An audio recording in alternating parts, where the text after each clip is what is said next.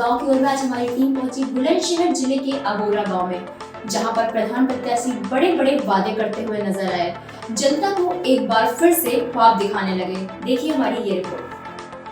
अब हमारे साथ जुड़ चुके हैं प्रधान पद की प्रत्याशी के प्रति आपका नाम? मेरा नाम हबीबुर रहमान है जी। तो आप पति को राजनीति में क्यों उतारना चाहते हैं? क्यों राजनीति उतार रहे हैं?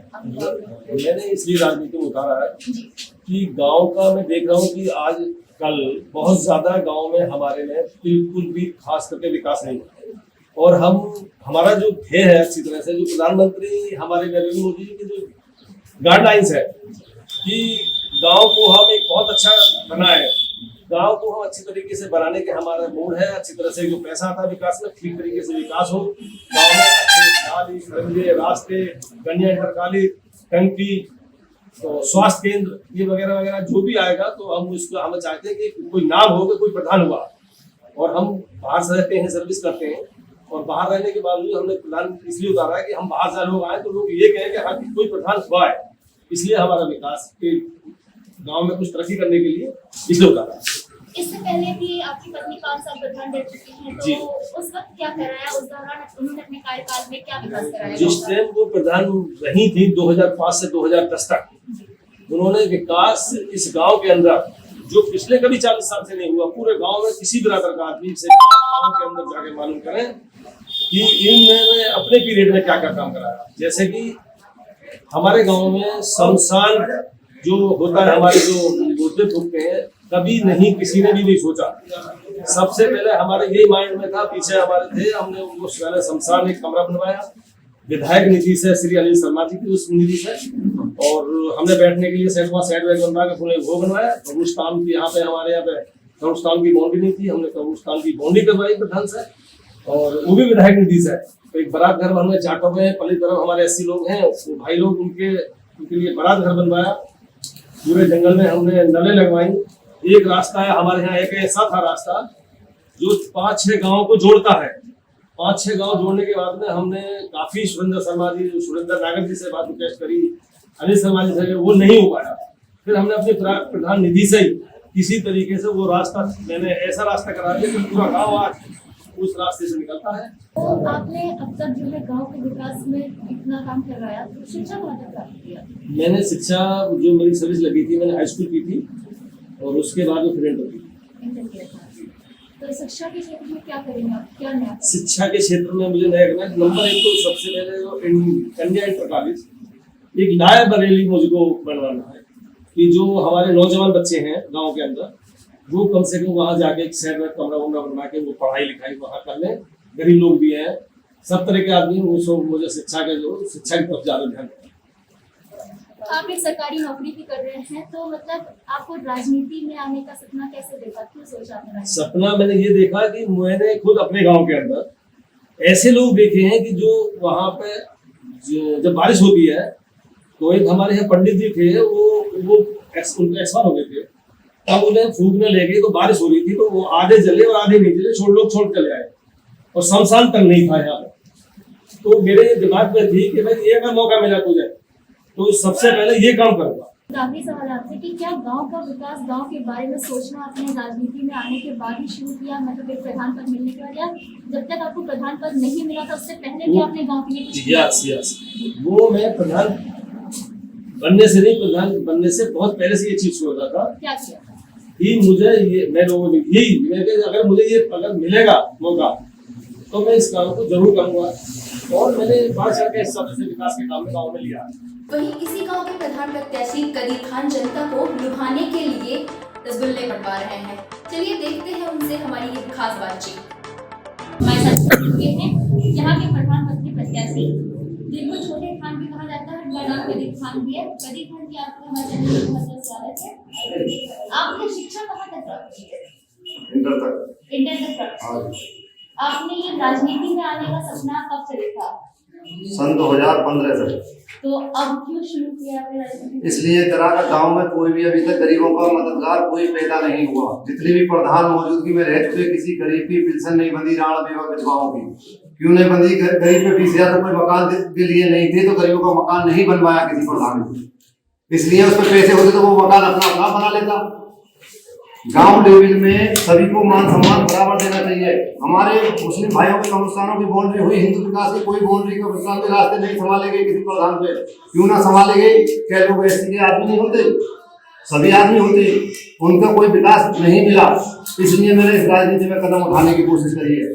आप क्या क्या करेंगे गांव के विकास में? इसमें विकास में सबसे पहले मुझे इंटर कॉलेज की जरूरत है। हमारा गांव बोधा है, बेटियां पढ़ने जाती हैं, 100 रुपए किराए में लगते हैं, किसी पे नहीं है किराया, गरीब आदमी बेटी को नहीं पढ़ा पाता। इंटर कॉलेज की जरूरत है हमें। एक पंचायत घर की ऐसी जरूरत है, कोई भी लोग बाहर के व्यक्ति आए उन्हें हम मान सम्मान दें, बिठा रहे हैं। कहाँ बिठा रहे हैं? कोई प्रधान ने ऐसा निश्चित दिखे नहीं अभी तक। राजनीति में आने से पहले अब तक अपने गांव के लिए आपने क्या किया? अपने काम के लिए हमने बहुत कुछ किया। किसान आदमी है, जो कुछ भी हमने धन मन से गरीबों को साथ दिया। चलो गांव की ओर में हमारे गांव जाने का सिलसिला सिर्फ यही खत्म नहीं हुआ।